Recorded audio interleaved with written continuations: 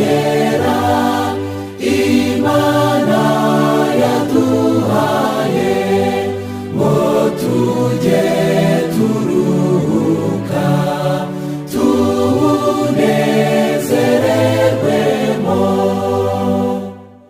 N'umunsi w'amituza uhora ibyishimo biduhuza agahinda kugeza ku mperuka.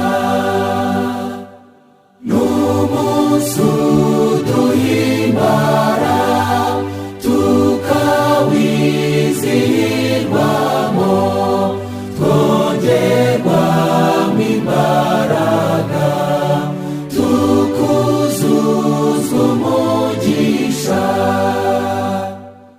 Kaze sabato nziza munsi w'ikiruhuko duhabwa mu mugisha.